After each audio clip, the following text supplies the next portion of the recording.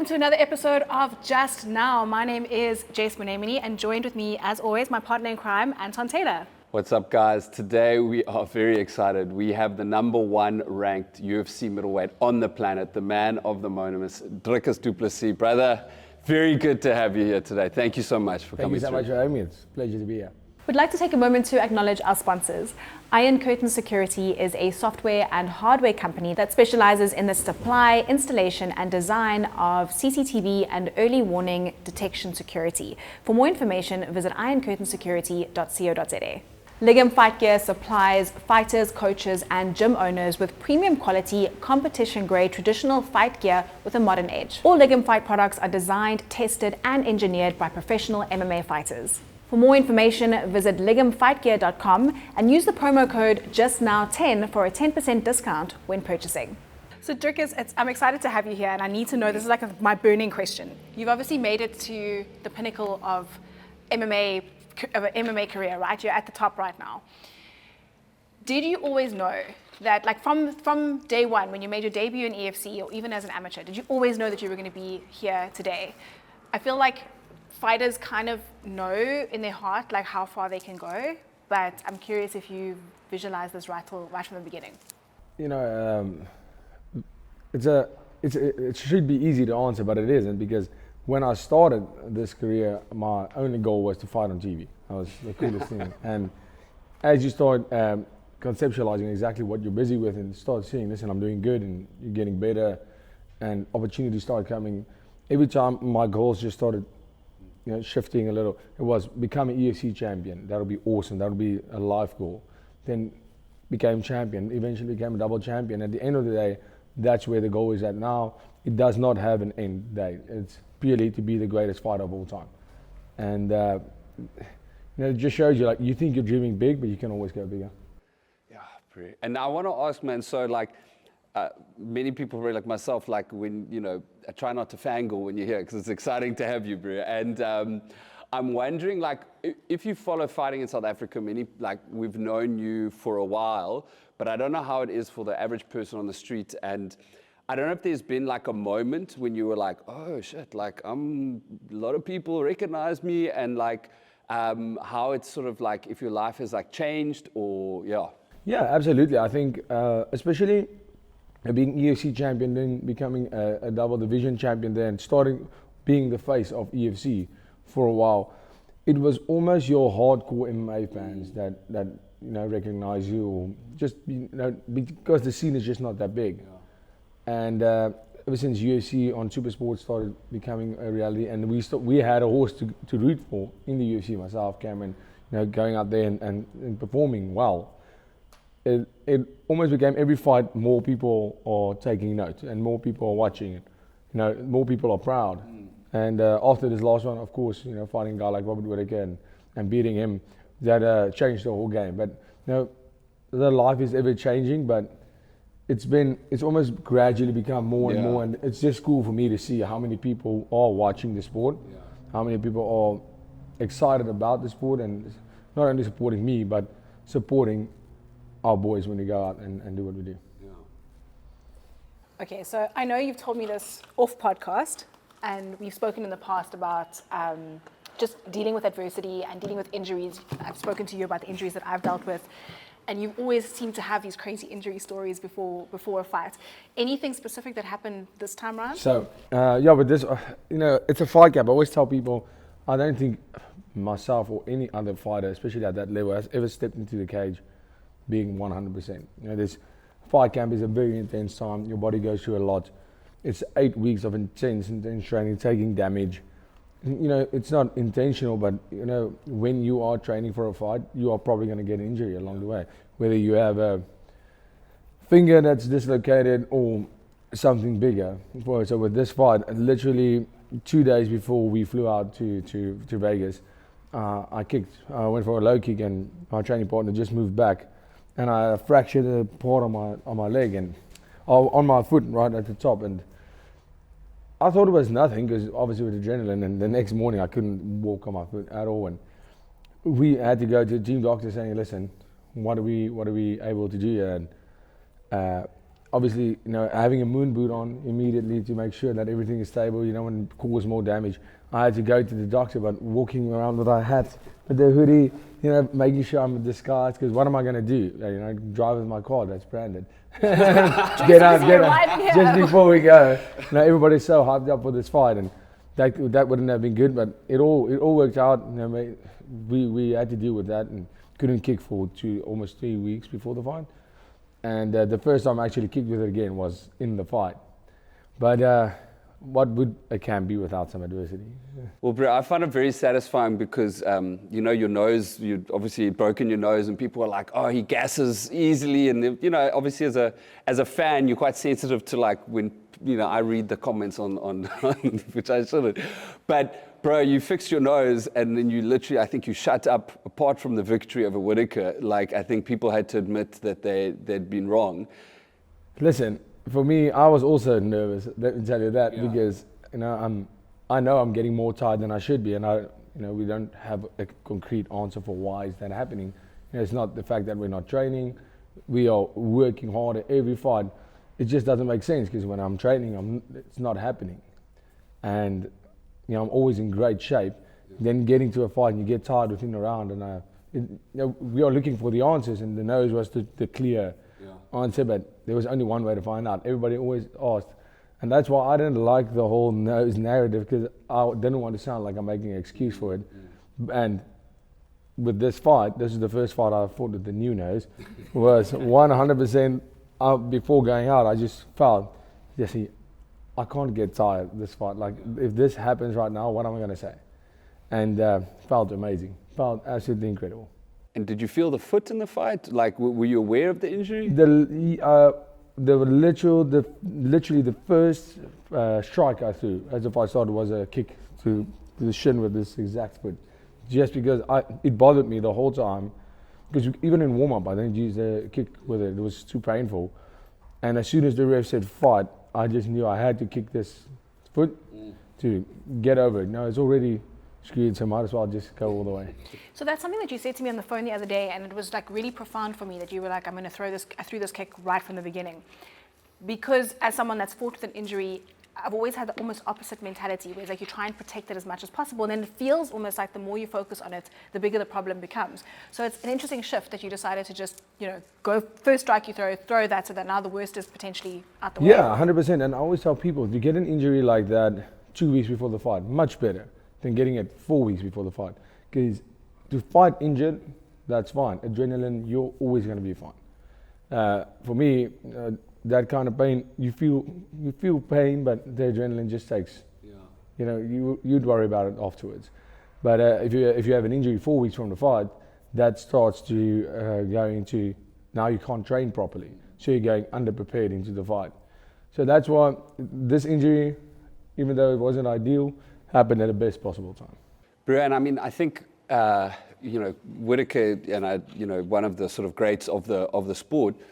Were you, and you absolutely manhandled them, were you surprised by how well you did, or had you had that confidence going into it? I knew I'd win the fight. That's my mentality. I don't go in there to lose ever. But when it all comes together, it always feels great, because I said that before the fight. For me to be able to beat a guy like Robert Whittaker, I need to be perfect. I need to have the performance of my life. I need to go out there and do everything right, because when you're fighting a guy like that, one mistake and it's over. And on the night, everything came together and we performed the way I've been wanting to perform since signing with the UFC for a while.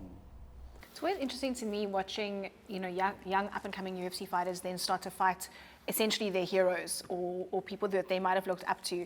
Have you ever had with anyone that you fought, but particularly with Whittaker, any kind of like fanboy moments? Yeah, I have to say I was a big fan of Darren Till always, and then of course a guy like Robert Whittaker. He was really one of the guys that I've always looked up to in terms of how could he fight. It seems people asked me so many times, where do you see the gaps in his game? What weakness does he have? And I honestly couldn't answer that question once, because he does not have weaknesses. He makes mistakes like everybody. And that's this whole fight, my whole game plan in this fight was, I'm not going to exploit something in Whittaker. He's just too good. But I can, when there's a mistake and when there's a chance, I have to make sure I capitalize. And that is, at that level, that's the only way you're going to, because nobody's going to be unfit. Now, everybody's strong. Nobody is terrible on the ground or terrible in wrestling or in striking. Everybody at that level can do everything. So there was just no, I mean, you could look at his fights and you won't go, oh, he's weak there. You would only think, there he made a mistake. That's why I should capitalize. And hopefully, you know, when your game plan, when you go out there, big ups to my coach, Mono Fasa. He is the one, we came up with the game plan for this fight and it worked perfectly. I mean, what I really liked, I thought you're always very respectful, but like, you know, you really were respectful to Whittaker, and then I saw like Adesanya like lurking in the background as you actually just trying to, you know, talk about Robert, and I thought, look, I was very proud, I think many people were very proud about how you handled that whole, I mean, that must be one of the biggest talking points of MMA this year. Bro, like, it was just crazy. From your point of view, like, how was that whole experience when like Israel got in and that whole, it was hectic? Yeah, it was cool. I didn't know he was going to get into the cage, but I did have a feeling. It was cool to me because I said it as well that, you know, you never really see a champion going into the cage to face the challenger. And he, you know, I made him get up from his seat, come and felt he needed to that. But for me, I just knocked out Robert Whittaker. I'm on top of the world. There's nothing he could have said. You know, it was a amateur hour move, if you ask me, because, you know, I'm booming with confidence. You know, I just knocked out Robert Whittaker in a shorter time than he did. Landed more strikes, made it look a lot easier, and he gets in there and makes himself look like an absolute idiot. And it was just the energy was. A lot of times when you look at these champions as an outsider before you get into that contention spot, you think these guys simply do not lose. They don't make mistakes, and that just proved once again that how easily he can lose as well. Yeah. I've always hated the idea of like a face-off after a big victory, though. It's always something that I feel like it steals from the limelight of the person that's just like, enjoy your victory. You've just, you know what I mean? You've just had this massive moment. And there's this idea of like somebody coming in and kind of taking from that. It's never been something that I've thought is particularly classy, but no one's made it look less classy than that moment. Yeah. No, for me, I'm fine with the face-off, but like you say, it felt not that it, to me, it made my moment even bigger because, you know, this is what this set up. Yeah. I fought Robert Whittaker, beat Robert Whittaker, and that is now to fight for the middleweight title of the world. Yeah. So that was one thing. Though I felt a little bit, you know, Robert Whittaker being an absolute warrior and a martial artist deserved the respect of me celebrating beating him, if that makes sense. Yeah. Where, you know, with that happening, it was even more that he just lost, and it almost felt like even him just losing to me, it took away it doesn't really matter. Let's focus on the next fight. So he didn't get that respect that he deserves of, you know, losing honorably. And Bruce, so going ahead when you do fight Israel, you know, I wonder if he's going to keep on with that kind of argument and that quite, you know, hectic thing about who belongs where. And I think for us that live in South Africa, that's quite like a loaded topic as it is. So I don't know. I mean, like I said, I thought you just conducted yourself so well in the moment. But I don't know if like you've thought about how you'll handle it if the press conferences get like, if he sort of carries on in that way? Yeah, I mean, for me, we'll see what happens. Yeah. I don't need to prepare for anything. Yeah. I'll go out there and say what I think and speak the truth like I have been. I live in Africa, you don't. It's easy. So knowing that this whole idea of an African fighter could have been contentious. Did you, I think what I'm asking is, did you know when you made those statements initially about being one of the only, you and Cameron being the only UFC fighters that are living in Africa, training under African sun, did you know that was going to get under some of the African UFC fighters' skin? Not at all. Because I mean, the whole thing just blew up maybe like 3 weeks after the fight, after the statement. And when I said that, I purely stated the fact that this is going to be in a record book. Yes. If you're looking at a record, I want to be the first African residing champion in the UFC. That was what it came down to. And nothing came of it. That was my statement. Great. And 3 weeks later, things just went crazy. But I don't give a shit, to be honest. Like if he's offended, I do not care. Yeah. And I think he's taking his own like spin on it, or something triggered him, because like you weren't talking about ethnicity. You were saying we live in Africa, we train. It's that's literally, it's a pretty, actually, as you say, like pretty straight statement. Yeah, it's just straightforward. But well, here we are now. That's exciting stuff. Okay, listen, I can see you eyeing this biltong, so I feel like we need to talk about this biltong and get into it. So, talking about being under African suns, LA Farms is a uniquely Cape Townian, on the West Coast, farm that farms this amazing grass-fed organic meat. And they've got amazing biltong and drivors. So, I think we should have a snack. Yeah, man. Yes. Well, if you are a viewer from outside of South Africa, this is as South African. So this is the Wagyu biltong, and I like to add a little bit of extra salt into it. So this is something else. I love my salt. This is also uniquely South African RX desert salt. I'm just going to pour that in there, and then you're going to have a taste of this. Now I have to try it. It's good. So the stereotype is that Afrikaans boys get very strong from the vleis and the pap that they. That is fact. Is it fact? That's facts.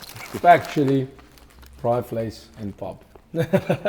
That is why we are. So after your fight, when you said "Eleviti fight on sweetie," was that what you were referring to, or what was it? Say that again.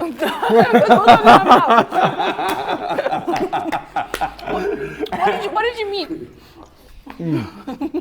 So, obviously, finding a guy like Whittaker, I said, makes a lot of sense that I am the underdog in the situation. Rightfully so. The only people that could really go and say, we know Dricus will win this fight, are my family, the people who train with me, and the people around me that know what sacrifice I make, the work that I put in. Those are the only people that could really know. And then, of course, as South Africa, regardless if you think I can beat Whittaker or not, it's about supporting your guys, supporting your fellow South Africans. Yeah. And when I made that statement, there's so many South Africans in the build-up where people, and nobody gave me a shot in this fight. Not one single UFC fight. I think they asked 32, and I got 0 votes. Wow, nice. That's satisfying. And and nobody, every analyst, the whole media, every single media out there, nobody gave me a shot, and I was totally fine with that. But I got so much support, South Africans going, Dricus has got this. Yeah. Dricus is going to beat this guy, even though in their minds they might think, I don't think he's going to win this. But when it comes to the publicly, they back their boyki, and that's exactly what that statement was about. Is they didn't know, but now they know, and we've known. You drop some cold lines, like you're very good on the mic, like I'm thinking of the face for the Israel. But when I heard that, I thought, as South Africa, we're a very unique country with unique challenges that people don't know. And also I think we produce very driven, special people. And I really, man, I was like, that's the kind of people we produce, man. 100%. If you just go in history, we have some of the most amazing athletes in the world. Yeah. And it's weird because it's always in this weird situation where we shouldn't be winning, but we always do. So speaking about supporting your boy, round about the time that this Whittaker fight was about to happen, the Elon Musk and Zuckerberg thing broke. And I remember you making a statement saying, Pretoria boy, you'd be happy to train him. Obviously now he's opted for a GSP vibe. How do you feel about that? I don't know. When they asked me that question the first time, honestly, we are definitely living in a simulation. What's happening right now? It makes no sense at all, but it's cool. I'm gonna watch. Yeah. I'm gonna watch it. Watch, yeah. My opinion on it, honestly, I've thought about it, and I honestly do not have an opinion. I do not know. I don't know. Well, it's great. It's great for fighting. It's great. I don't know how I feel about it either. At the end of the day, listen to this. So you have these 2 billionaires, and flexing with money, and of course, I'm guessing that's a thing you do if you are that rich. But at the end of the day, and that's why I love this sport so much, it all comes down to one thing. That's very true, actually, the way you put it now. Yeah, you're right. Like, you can flex with whatever material thing that you've acquired and your brain and whatever, but at the end of the day, when you want to look at who's the bigger man, in any context, it comes down to who would win in a fight. Yeah, exactly that. And, it's the most primal thing in the world. Even the literally richest man in the world is opting for that. It's just something we have as humans. We have that in our DNA. It's part of our nature. And I think that's why respect should always go to the fighter, because you're putting yourself in that position where you could lose, which Absolutely. is no one else's. People can flex, but they won't put themselves in a ring and go to war with another person in front of others. It's a hard thing to do. Yeah. It's a hard thing to do, but that's why I think it might be cool. It is great for the sport, because at the end of the day, listen, I promise you it's not going to be a good fight. People are going to watch, though. Yeah, people are going to watch it, but it will be. It puts it into perspective why myself and most people do this. We have that in us. It's in our DNA. We cannot help it. It's the oldest sport in the world. The first thing people did was fight each other. Yeah. That's my cave. And here we are today, still doing it. 100%. And speaking of people wanting to fight you, so what happened while you were out in Cape Town the other night? Oh, wow. So we walk into a place. I have no idea what the place name was. Just a couple of friends, and one guy literally just came from the side. He said, "Hey, Dricus." I said, "Yeah," and he slapped me. So first he was like, "Hey, what's up?" We literally just got in, and next moment the guy just slapped me in the face, and obviously I reacted, but there was no big fight. But the rest of the people in the place, this guy got out hiding. But it was the most crazy thing. It was ridiculous, and I was so shocked because I was still saying hi to people, and all of a sudden this guy just goes, "Bah!" Like open hand slap. Open hand slap straight, but nothing too serious. Would you say that's the craziest thing that's happened to you out so far, since you're very recognizable? So far, maybe. I'm sure you get your fair share of panties thrown at you, that kind of thing. Well, I mean, yeah, I guess you can say. Very gentlemanly response. What can you say? Yeah. It happens. Yeah, it happens. I'm sure you must get some interesting DMs if you ever open your... Listen, at least I have you get some weird DMs. But no one's Social ever, media. that was the first, no one's ever slapped you out in public, like, unless you were in a proper fight with someone, I'm sure. Yeah. Different story. For no reason, just like walking in How's and it? getting slapped. No, that was the first time. I was like, Fascinating. why do Cape Townians greet so weird? I mean, we always say Cape Townians are cliquey and unfriendly, and now, guys, we cannot have like a one of the proudest South African was his athletes, experience, and he guys. gets welcomed in with some little kid slapping him. Like, I But promise. I have to say, the rest of the people, that was one situation. Everybody, and since I've been in Cape Town, has been very, very awesome, and very supportive, taking photos and being super nice. But that was one situation. So how long does it, when you say you flew into Cape Town, from the airport to your car or the Uber, like how long does it take Post a you? billboard up in the airport at the moment. Like how long does it take you for people asking for photos? Is it quite like...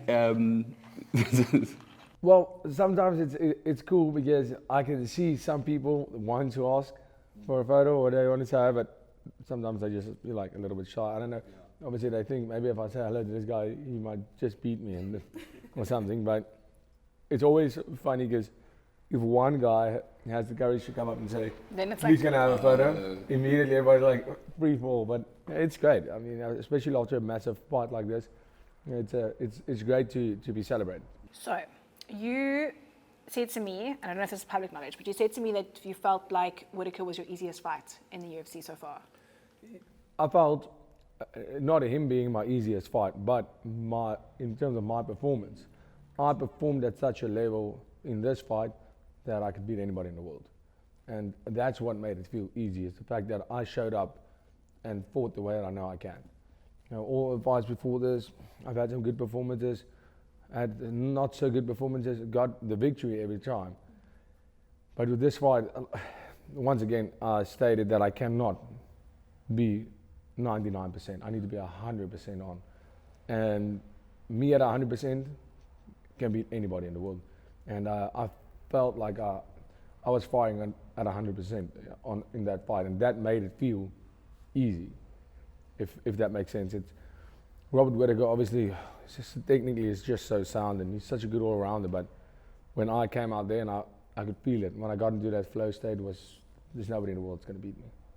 So what would you say has been your hardest fight in the UFC so far? Well, the Darren Till fight, I was honestly in a very dark place. I had a staph infection in fight week, right here on my stomach, and the first round went great. Obviously, I mean, I thought the fight was maybe going to get stopped, and after that round, I just knew this is going to be an easy fight. 10-8 round, let's go. And after the round, when I would go sit in the corner, my legs were, I don't know, it felt like, when you do a lot of squats, my legs, it just felt, even when I walked, it felt like I didn't have my legs under me at all. And I didn't understand because, aerobically I was fine. The breathing wasn't that bad, but it was a high pace, but my legs, every time I would try to punch, my legs would wobble. And every time, and I just realized I'm in a better position right now to start taking shots and blocking shots, trying and recover these legs, because what's happening right now, I don't know how to have the ability right now to beat this guy because my legs are not under me. And I just try to move away, and Darren Till obviously being a sniper when it comes to that left hand. That was some adversity in that fight we had to overcome. And then Brad Tavares was probably one of my favorite fight in terms of how much fun it was. Because after the first round, I went to the corner, and me and coach, and I went to go sit, and my coach goes, "What are you doing?" And I said, "The game plan's not working." And he says, "No, I can see that. I can see that." And I said, "Well, the only thing," I literally said, "Parky fight. That's the only thing we can do." I said, "We have to make this a dog fight." That's the game plan we had for technique-wise and getting him on the ground. He was so good with that. And I just said, right now we're gonna have to make it one dog fight, and that's my chance right now. You have to make those judgments. Remember, you have a minute in between rounds to decide what you're gonna do. And I just said, there's no place to fight a technical fight. We need to make it a dog fight, and that's what I did. And that was a lot of fun. But I couldn't believe how tough that guy was. I couldn't believe I haven't hit anybody in my life that hard. And I mean, in sparring, you catch a guy like that with half of the power in those shots, and you rocked it with a 16-ounce glove. With those 4-ounce gloves, I was swinging for the fences. But the next day, my hands were swollen, just not injured, just swollen from all the impact. I couldn't believe it. There was a stage in the fight where I would hit him, and his blood went into my eye, just like, bah. It was crazy. It was crazy, but what a fun fight. Yeah, it was entertaining to watch, man. It was epic. And I mean, I'm thinking, 'cause I know you've got a K1 background, so you've had probably a lot of fights in your life. And I'm wondering if by this stage, do you get nerves, or like, what's your mindset when you're going into a fight? Because I think your belief's very important to you, and like, is it? I don't know if it's like a process, or if you just by this point you've had so much experience, you just like sort of know the gig. No, I always tell people always like, why they get so stressed when they go fight. I'm like, I feel exactly the same way. Like my first fight, it doesn't feel any different at all. The only thing that I learned was how to deal with this, and that is where experience comes in. I literally still feel so stressed every single time I go out there. Every time before the fight, I stand in that little dark room, as I like to call it, and think to myself, what are you doing? Let's just go home. I just feel cool. It's time. Yeah. Hang it up. Let's get a normal job. And I can't do this to myself anymore. But every time the music starts playing and the lights go on, it's the coolest thing ever. And it's not only about winning.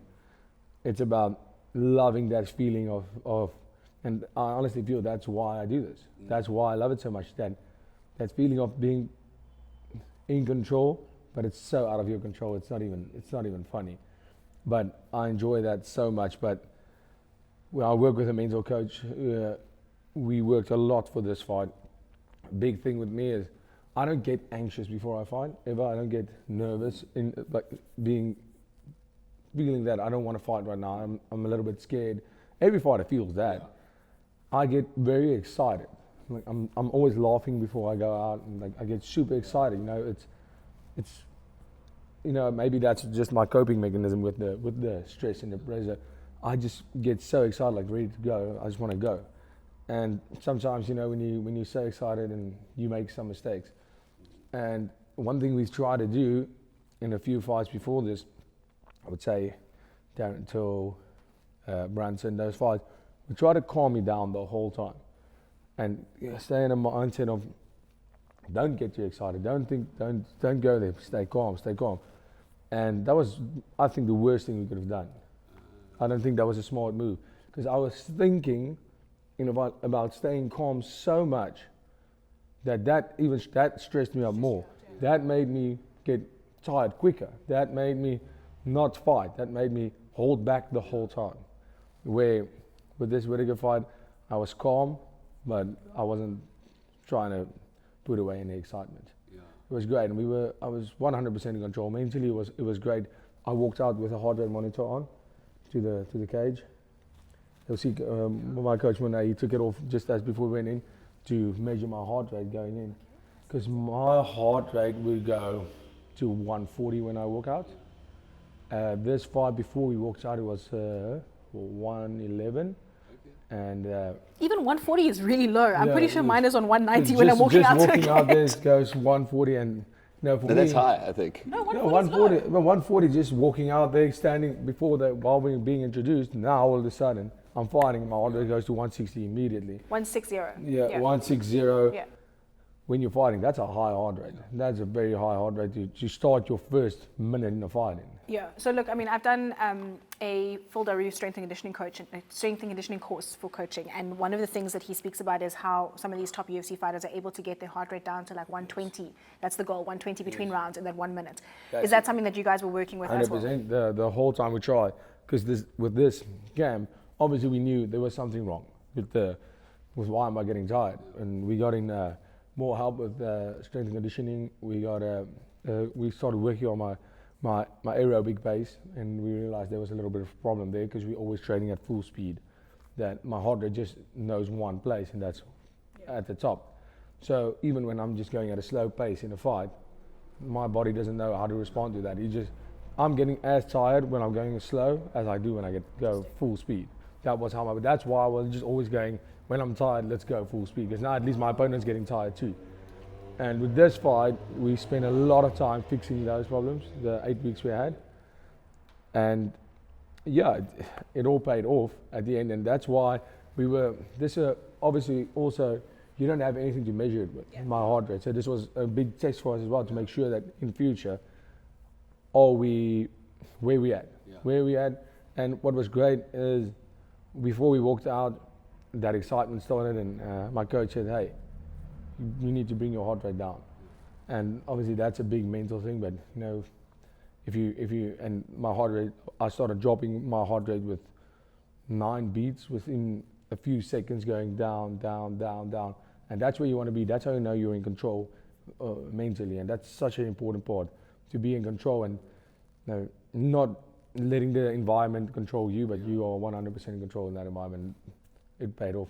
Do you use how did it work this time? What did you do to drop your heart rate this time around? No, it sounds ridiculous actually saying it, but you know, the minds are very powerful too, and that was it. You know, practicing that in training, getting in between rounds, making sure that between rounds the coach is there, looking at my heart rate, focusing on your heart rate, and getting it down. It's your body, and you can control it. It's fascinating, because obviously as yoga teachers, both of us, you know, we speak a lot in teaching yoga around you focusing on the breath, and with breathing you're able to neutralize yourself, or to control your body in a way to bring your heart rate down, or etc. It's something that I've worked on a lot, because my heart rate has been ridiculously high. Like, I'll look down in sparring and I'm sitting on like 190. I'll look over at Mishka and I'll be like, how am I still alive? Wow. So it's interesting to hear that you can, because I know I'm fit, but then the heart's doing something else, because it's fight or flight, right? Yeah, exactly, and that's exactly it. You know, going into that, if you're going to, we also did a lot of training with conscious adrenaline rush. Making sure, like the ice baths that we use, and not doing it after training, but before, first thing in the morning. In the middle of winter, that was terrible, but it is. They say you get used to it, you don't. Yeah. I don't No, get used to it's horrible. And that is, you're basically exposing your body with adrenaline, cortisol, but it's all happening via your choice. So you're in there mentally, and you get your body used to dealing with that situation where we try and simulate a fight as much. You can try and simulate as much as you want. There's no training session that's going to make you feel what you feel in the fight. There's not going to be that adrenaline overdose. So exposing myself to that situations, like the cold plunges and all that. No, we can't say for sure what was the success, because it was the accumulation of a lot of small things that finally added up, and all these small efforts and trials, you can call it, make the difference at the end. Well, I think what I find really cool, and you often talk about, like you always talk about South African MMA, and like it's not just, I always feel like it's not just the Dricus show, it's about South African MMA, and I think maybe even ourselves, sometimes we think, oh, can we hang with you view these foreign countries as like at a high level, but it's like from all the things you're talking about, even like when you came out, I think with Whittaker, you were trying southpaw Yes, that was the game plan, or coach's plan. I thought, let's go fight the number one guy in the world in a different stance. Let's do that. Okay. Works. And it shows the intelligence of the training. So I think it's really showing that South African MMA is really up there, man. 100%. We have everything. Yes, we are behind 100% when it comes to the amount of years that we have experience in having the facilities, of course, and all the kind of stuff that if you just go look at, if you're in America and you're a good wrestler, you have a scholarship, you have a full ride, you have the best training possible, you basically get paid to do what you do. In South Africa, nobody really gives a shit. Yeah. So if you want to wrestle, you can wrestle. You're gonna join a club, a local club, but look at what we have done, and it just shows that and that's what's so cool about this.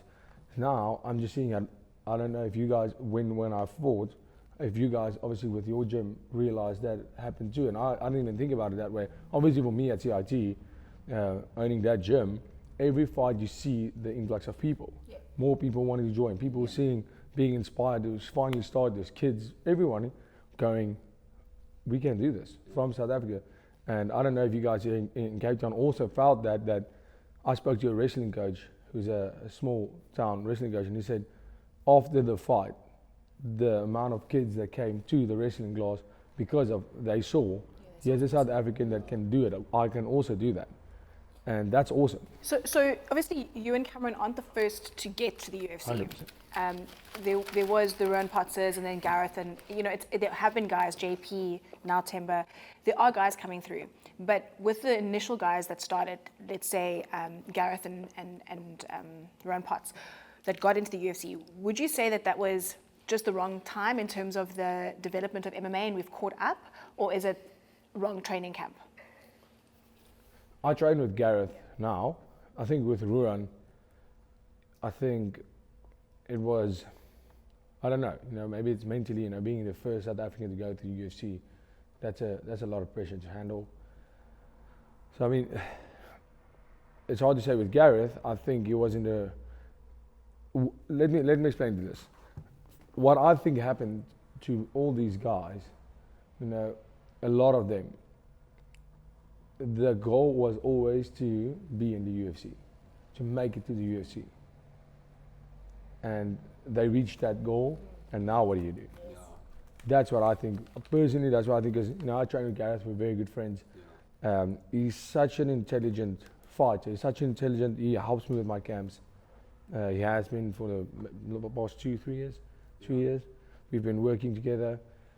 And he's such an intelligent fighter, and the knowledge he has. But we speak about that a lot, and I think, I don't know if he told me this, but I have to say that's what I think might have happened. And really pioneering is hard. Yeah. Being the first to do it, you don't have an example, you don't have a blueprint. But without that, the loss, Gareth he beat me just before he went to the UFC. I was very young at that age, but that loss made me 10 times better fighter. After that loss, I realized what it took to be here. I thought I was training hard. I was doing a session every day, sometimes even 2.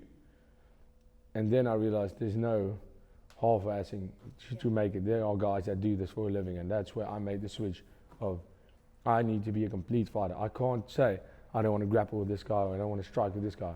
I need to be ready for everything, everywhere. And I honestly think that was a problem for a lot of our guys, reaching the goal. I was going to say, so it's so interesting. There's 2 things there that you mentioned. So the one is, and I feel like I've heard this before. I don't know if you've said it to me or where I heard it, but that a lot of guys, their end goal is I just want to make it to the UFC, and then you don't actually think, what next? How do I want to stay in the UFC? I want to be a once you world get champion. there, that's the hard part. 100% the work starts, right? So that's very interesting that you mentioned that. That's like, you think maybe the defining difference between yourself and Cameron and the guys that have come before you. But then you touched on Gareth, and he's obviously one of your only losses. Him and the KSW guy, who you beat and then lost against.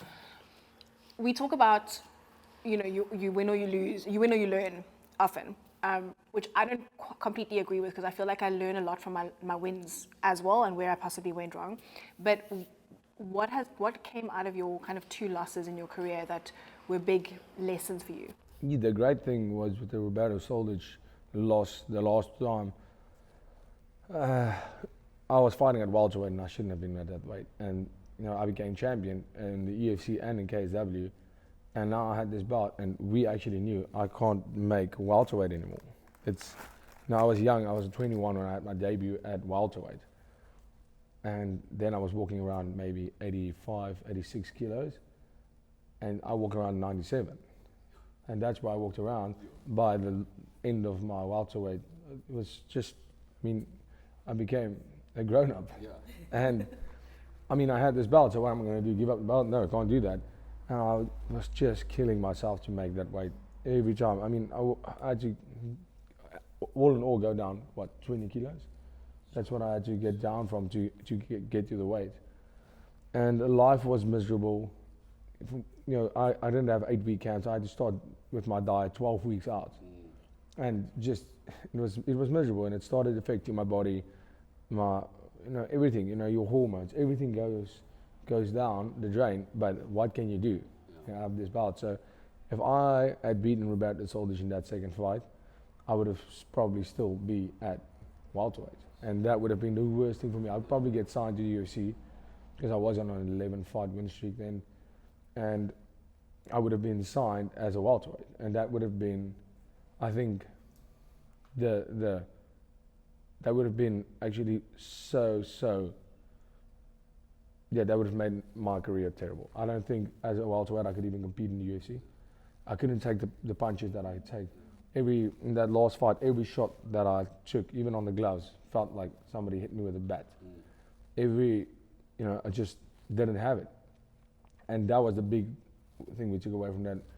I took off for a whole year, became a middleweight, not a welterweight fighting at middleweight. I took off for a whole year, didn't fight once, and prepared for that middleweight debut, and it was the best move I could have ever made.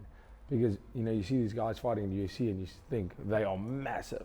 Yeah. Why are these guys so big? Then you meet them in person and you realize, right now, people go, how does Dricus make middleweight? They can't believe it. I'm massive middleweight. Whittaker, they were talking about him moving up to light heavy. He was talking about that. Yeah. I was so much bigger than him. Yeah. And, me at welterweight, when I went to go train in America, the other gyms, they would say, okay, this strength conditioning, featherweights to the welterweights, this side, middleweights and up, this side. And I would look like that big kid in school that had the mustache at like 10 years old. And I would stand there and just look down at everybody and realize, listen, I don't belong in this group. Yeah. I belong with those middleweights and the light heavyweights.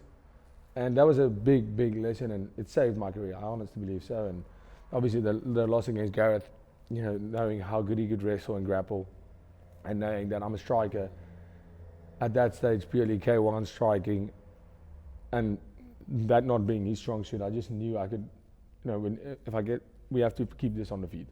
He's too good of a wrestler. He was a lot bigger than me. I was walking around on weight then. And after finally he got me down, I defended the first few takedowns. I had a choke on in the first 10 seconds when he shot. I had a guillotine choke, which is one of my favorite chokes. And I just let it go because the game plan was do not be down there. Do not get engaged in the grappling exchanges. And he started taking me down, and my wrestling wasn't good enough. My wrestling wasn't good enough. I couldn't get back up. I was not good enough to beat him, 100%. And that made my mind switch to, you need to do more. You need to make sure this never happens again. You never get in a situation again where you don't have an answer. And that was the mind shift I made, and I haven't been in that situation ever again. So, because you have a striking background, how did you almost, and you're talking about like in the States, they do wrestling since they're like like, how did you almost catch up and get your ground game, like build it up? Yeah, it's crazy because I started with judo when I was 5 years old. Okay, so I did judo up until I was 10 years old. Then I started wrestling for 2 years. But just, I didn't like wrestling at all. I just did it as an extra activity. And when I started kickboxing at 14, that's where I really started loving the sport. I thought like fighting is the best thing in the world. And I just had and still do, I have a very natural ability when it comes to wrestling and grappling. When it comes to, obviously with the wrestling, coming from that background, doing judo and wrestling since I was this big, I know how the body works. When it comes to the grappling part, I just from the beginning, I had a very natural take to grappling and wrestling. I just understand it, I get it, and I'm a talented grappler, let's say that, and with striking, I'm the hardest worker there is. I like that.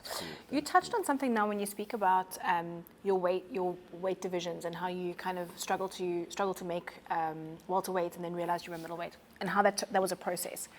We did a whole episode on body dysmorphia, and I spoke about how I think fighters in particular have a very unique kind of approach to weight and their bodies, because we're always having to. The scale is so important. Like, we always have to get on the scale. You know, like how much weight you lose when you take a pee. There's no way you ever get a straight answer from a fighter. What's your weight? No. The thing is, so this weekend, what happened was this. There's always a story. Yeah. Our coaches here have this thing where it's like whatever the fighter says, you just add 3 kgs. So yeah, you're probably quite close to it. So have you ever struggled with any kind of, I don't necessarily even want to call it body dysmorphia, but any kind of stress around perceiving yourself as big, because in your mind you're a welterweight at this stage, right? So anything that's close to middleweight or even light heavyweight, like now you're fat. Have you ever had any kind of struggles with the scale where that's concerned? Or on another side, when you get on the scale on weight and you see yourself in like the best shape of your life, and then a week later, like you were saying, you're going to take selfies with your shirt on now because you're not in that shape anymore. Yeah. How do you deal with that kind of mentally or psychologically? Yeah, I think that was the one thing with welterweight. It was just such a constant battle that I was overtraining so often because I wasn't fueling my body right, and I couldn't fuel my body right. I would be a little bit injured or overtrained. We know that, we see that on the app, on my heart rate, we know I'm overtrained. But if I'm not training tonight, I'm not going to eat tonight. That's unfortunately, there's a formula for me making my weight. And it was mentally, that was the toughest thing in the world. Not, like you said, not a body dysmorphia for me personally. For me, it was just one thing, is I cannot miss weight. I cannot miss weight, I never have, I never will. I'm not missing weight. And for 12 weeks, you are so starving yourself. So when I was fighting at welterweight, I'm talking about, I was weighing the spices that I used. It was ridiculous. And for me, it was just life, and I did it because that's what I had to do, but life became miserable. After a fight, you would go, and I would bench, I would go from 77 to 103 kgs within 10 days. But now at middleweight, I don't go that high anymore. Maybe I get to 100, but I mean, it's not a bad 100. It's not that I've fought I got into the cage at 96 kgs for this fight, so I was big in this fight, and my weight maybe went up to 100. And now I'm back to 97, and I started training again, and but it's just so much better. But yeah, I know what you mean. I'll see myself on that scale, and then like 2 weeks Ripped later, and shredded. like me and Cameron were joking about it the other day, just in this week when we were training, and I can't train with the shirt on. I hate it. I hate training with the shirt on, and Cameron as well, because I don't fight with the shirt on, so I don't train with the shirt on. And me and Cameron, we were sweating, like really sweaty, and we looked at each other, and he said, "Why are you training with the shirt on?" And I said, "Why are you training with the shirt on?" And he said, "You know." No, it's so funny. It's so interesting because you're saying that you never dealt with any of that body dysmorphia stuff. So I think for me, men just have it easier with this concern. Like when you walk into the gym, even though you're training with a shirt on, if you have put on some weight, the guys will be like, "Oh, cute, you got a little belly after the fight." Whatever. Girls aren't doing that to each other after a fight. Like you're not going to mention how fat you got after a fight. We hide ourselves and we're quite embarrassed. Like it's not something to be proud of. Whereas I feel like with male fighters, there's a little bit of pride around how much weight you were able to put on after a fight. I don't know. Maybe that's just my perception. Maybe I think we all. I think and it's true to what you're saying. I don't know with the girls what it means, but with the guys, for us, we're giving each other it's friendly banting. Like, hey, what's your weight? What's your weight? Because and he's like, So coach would ask, "Dricus, what's your weight?" Hey, what do you mean? What's my weight? Why does it even matter? I just fought. He said, "No, just for interest."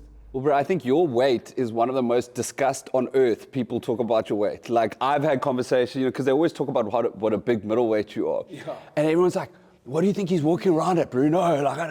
It's so interesting for me to hear that actually the cut that you do now is chilled compared much more to what you were doing. Yeah, it was crazy. It was ridiculous. This is healthy. This is sustainable, and this gave me 5 extra years in my career. So we haven't chatted about. Speaking of long careers, we haven't chatted about the Izzy fight yet. We just spoke about the face-off and the fact that that fight is obviously meant to happen now and it's not happening right now. One of the things that I said to you is that, and in fact, Mike even did a whole nother interview about it, saying that anybody that thinks that Dricus would step in 8 weeks after winning the biggest fight of his life or the biggest fight of his life is retarded. No one does it. It's unheard of. It would be too much to ask because you're wanting to have this long career ahead of you. Would you agree with that? That what you're doing right now is about allowing yourself the longevity. You need the rest now to allow yourself the longevity to win the belt and remain the champion. Yes, absolutely. I think I'm always ready to fight. I'm always keen. Like the UFC, they phone, I answer, I say yes, let's do it. No, I haven't said no to an opponent. If it was physically possible, I'm taking the fight. The guy like Whittaker fight. There's no way on earth. Nobody wanted that fight. Nobody wants to fight Whittaker. And when they phoned me, it was simple. I said, yeah, sure. Well, this is the guy you're giving me. Let's do it. Now, if I can't beat Whittaker, I don't deserve to be champion. Whether I fight him now, whether I fight him after I've won the belt, I don't pick my fights. I fight if they give me. If there's a fight that makes more sense, not in terms of easy, just like, let's say, I have a fight that's going to be more hype, it's going to be better, great. But I don't go, "Oh no, he's a wrestler, I don't want to fight. I fight if they give me. That's why I'm there. And with a fight like this, it was actually quite silly to me that why would you put that event on? Why would you make that happen? Yeah. Why would you make the two guys that's going to eventually fight, either one of them are going to fight in the main event in 8 weeks. Yeah. So, I mean, let's look at this one. Let's just go and say, Whittaker, we clash heads, or he cut me. I mean, cuts they happen all the time. He got cut. Yeah. That's a proper cut. So now you're saying you're going to fight in 8 weeks. Yeah, you're not cleared. You can't be cleared. It's impossible. So for 2-3 weeks with that cut, you're not going to be able to train. It doesn't make sense. So for me, we had that in mind going into this fight. I said, great, I'm focusing on Whittaker. I'm in great shape. 8 weeks later, we're fighting Izzy. Perfect. I'm ready for that. And then stuff happens. It's stuff that's out of control, and there's no way I'm going to fight not at 100%. I'm not going to go fight at 100%, but I'm not going to start my training camp not at 100%. I'm not being able to go full speed. It makes no sense, and I feel I've earned that with all the other fights, with the Brunson, with Till, the iPhone, I said, let's do it. Yeah. I mean, consecutively, we had 3 fights in 7 months. And with this fight, I've earned the right to say, whoa, I need to make sure that I'm physically capable of training and being the best that I can be when I go step out there and become the world champion. When you do take a break after a fight, like what do you chow? What do you eat? And like, how do you, like, what is off time for you, like, look like? I eat whatever there is, and a lot of it. I like sushi, I like pizza, I like braai vlees, I like pop a lot. And yeah, I like also light a lot too. So that's it. Yeah, I mean, just doing normal stuff, doing the stuff that I neglected in the 8 weeks leading up to a fight, and try and catch up on that, and socialize, making sure, because you neglect so many people in your life well, for me, I neglect a lot of people in my life when I'm training, and just mentally. Even I'll be at an event, but I'm not there. Yeah. Constantly, my mind is not there. I'm in a different mind space. I'm making ready for war, and that's my whole life revolves around that fight. So everybody has to kind of take a back seat, and my parents, my brothers, everybody, they're very accommodating, but for me, it feels like I'm missing out. So I try to make up for that when I'm done with the fight. We spoke about that in one of our podcasts, where we spoke about how fight camp is so all-encompassing. Like it's one track mind the entire time. Is just that, and that's part of what's so amazing about it, is that everything, all the noise is just cancelled out, and you can just laser focus on one thing. Certainly for me, it's something that I love the most about a fight camp, is that all the noise, like, nothing matters, it's just a fight. But I can imagine, especially for you who's had so many fights back to back. I mean, I don't know what the stats are if you have one of that most active streaks in the UFC, but like it's been nonstop for you for 2 years now, basically. Yeah, I fought 5 times in the last year, I think. It's just been... That's insane. Yeah, it's just been fight after fight after fight. And it was necessary because we got these opportunities. Yes. So a lot of times I said, Coach, I don't know if we're ready, if I should fight. And they go, okay, we're offering you Derek Brunson. I mean, I signed that fight maybe a week after fighting Darren Till. I was literally a day after Christmas. I was sitting there with a beer in my hand at home, looking nice and fat, and they just found it like, well, you're fighting in March, who do you want to fight? That meant my fight camp started the next week again. I was in holiday mode, and I just said, well, I'm fighting number 5. I was ranked number 10 at that stage, and giving me a shot at number 5 in the world, can't say no to that. And then, of course, the Whittaker fight, can't say no to that. And now, that's what I'm saying, I've earned this place where I say, I'm undoubtedly the number 1 contender in the world. I don't need to do dumb stuff because of an opportunity. Yeah. I've created the opportunity now. With other fighters coming up, just kind of wrapping up, with South African fighters coming up now, and the doors really feeling like they're open for anybody from South Africa to make it into the UFC now. What would your piece of advice be to them in terms of actually achieving status like you have? A big thing for me was, we joked about it, me and Henny, mental coach and friend, Pat Holder, and we joked about it and said, when I signed at the UFC, I've trained for this my whole life, but I had a 10-day notice fight. We had lockdown, so we weren't even in the gym. And so for the biggest fight of my career, I was the most unprepared I've ever been. And the only way I could get past that mentally was saying, you've been training for this for 10 years. That's the important part. Your whole life you've been training for this day. So yes, you didn't have the camp you would like, but you've been training for this your whole life. And the biggest concern I had was, what if they just have something that we don't even know about? I'm stepping in that ring and this guy touches you and you're done. Maybe they are super strong. Maybe they are super fast, like even on TV that I can't comprehend. That's the kind of process that I went through. Maybe these guys are superhuman.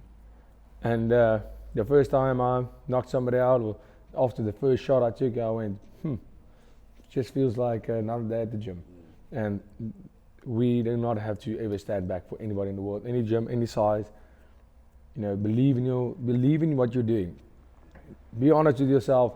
Put in the work. We have to work harder. We have to, as a South African MMA fighter, living, training in South Africa, you have to work harder than anybody in the world because we are behind.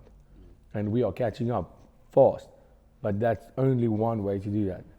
Trust your team, have proper backing, and work harder than anybody else in the world. Because they have a few years on us. They have the knowledge, more years of knowledge. We have to create our own style.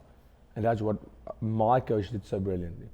We created our own style, made it our own, but we have to work harder than anybody else in the world.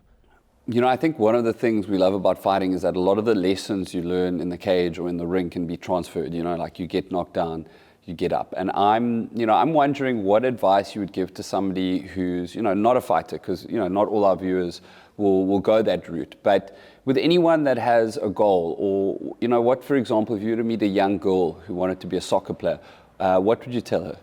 One thing for me, what I always tell people, is find your why. My mental coaching works this, and it sounds like the most cliche thing ever. To find your why. Why are you doing this? Are you doing this because you've been doing this? You've been training your life. Your parents got you into soccer, and now you've been training your life, so now you're going to be a soccer player. You're never going to be a great soccer player. There's only one way to be great, and that's by loving what you do. That's the only way to ever be great. You cannot. That's the one unchangeable thing I believe in any success story, is love what you do. You have to love it more than anything else. And that's my driving force. I love what I do more than anything in the world. And that's the motivation you need.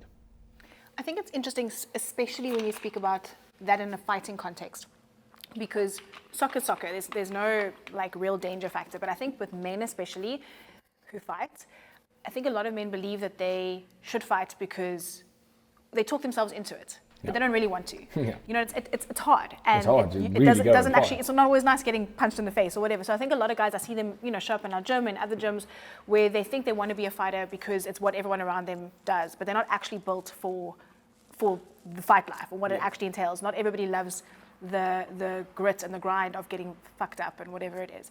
So would you say that the same is for fighting, that you need to 100% love that grit and grind in order to be successful? Yeah, I mean, obviously styles differ, but you have to realize that if you are not going through hell in training, you are going to go through hell in that fight. And that's a fact. And even if you go through hell every day in training, chances are you're still going to go through hell in that fight. And that's what you sign up for. And you have to sign up for it every day. And that's what makes this career hard. Every day, you know what's going to happen today. You know what's going to happen when it's Saturday morning and I'm going to sparring. Yeah. I know what's going to happen. I'm going to get super tired. The coach is going to push me as far as he possibly can, and people are going to punch me. I'm going to be hurting afterwards every single day. And you sign up for that every day.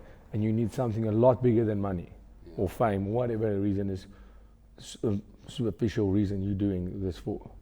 You need love, passion, and the drive to be the best in the world, to do that every single day. I have to ask one thing, and it's something I meant to ask you before. Being the number one welterweight in the world right now, middleweight in the world. I said it, I was like, sorry, I apologize. Don't say welterweight around me. So, who's touching you in your gym? Because well, there is this idea.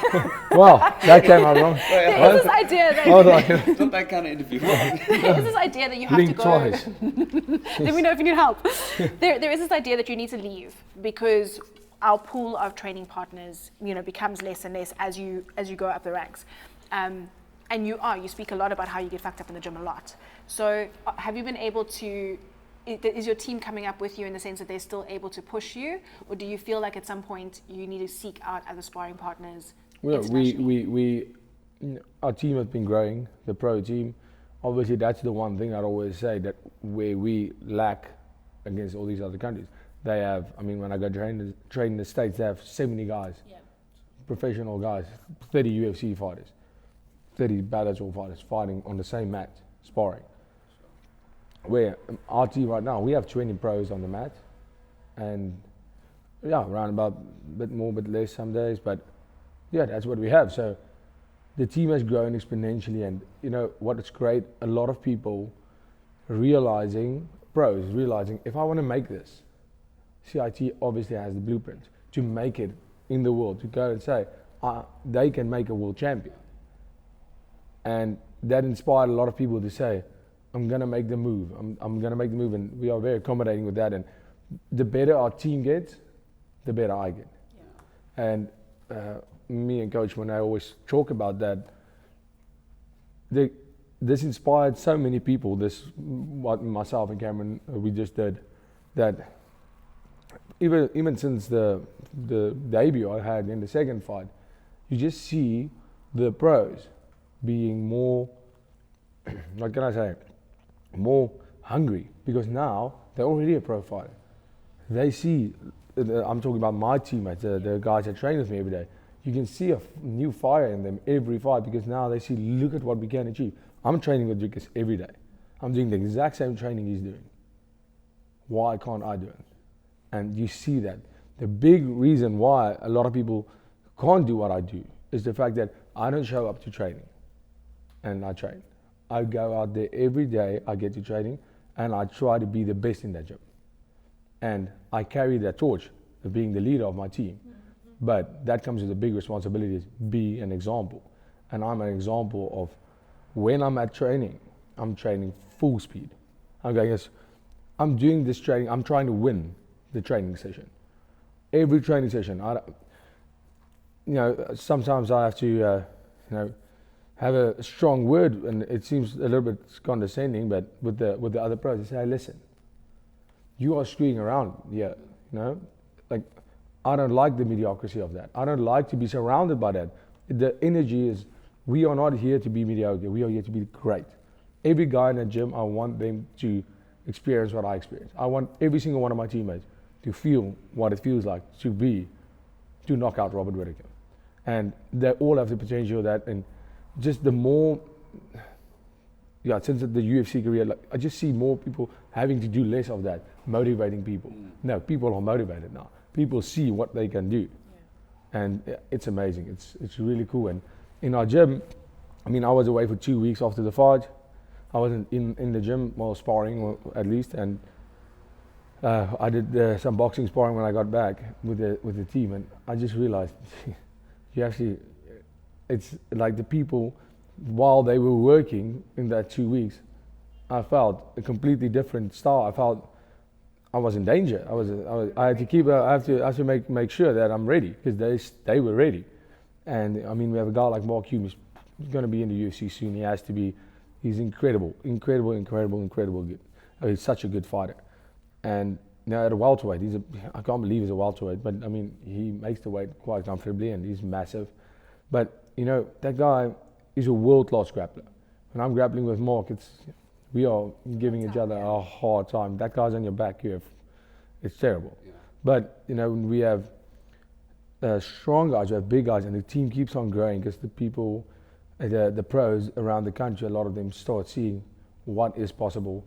And for now, we have the recipe. Well, they often talk about representation and how important it is to see people that look like you, or to see people from where you're from achieving. And I think, for South Africans, being able to see somebody from our country at the highest level, and as South Africans, we're sort of more familiar with success in team sports. Occasionally you might have a successful actor or something like that, but even then they don't always seem to really bring up their South African heritage. And I think one of the things that makes watching you even more rewarding is that, you speak a bit of Afrikaans, you bring up the fact that you are South African. And I think for us, it's very empowering and just beautiful for the country to see, one of our own at the highest levels and always conducting yourself so well. And I hope, man, when you're fighting and afterwards, that you can feel the pride that you bring to this country, and just the love that I think South Africans have for you, and what you've done. And it has been such a pleasure chatting to you, and we appreciate you taking the time and being so, humble. And I just hope that when you go out there in the ring, that you always feel and know that you're one of us, man. Oh, awesome, man. Thank you for that. So that brings us, I think, to the end of this episode. We hope that you guys have enjoyed it. Dricus, we have one present for you. The guys at Magnum wanted me to gift you these. Magnum's a long-time sponsor of mine. I definitely don't look as good in the boots as you guys do. I've got some very nice, what do you call, Desert Storm ones. You guys are going to be matchy, very cute. No, we're going to be matching. I'm looking forward to that. Thank you so much, guys. I appreciate this. So guys, if you enjoyed this episode, please do subscribe, like, share, do all the things that we can keep this podcast going. Until next time, bye for now. I'd like to take a moment to recognize one of our sponsors, LA Farms. LA Farms is a family-owned farm on the West Coast that is committed to sustainable and regenerative farming. One order on LA Farms' website will see grass-fed and free-range meat delivered to your door within 24 hours. For more information, check out lafarms.co.za.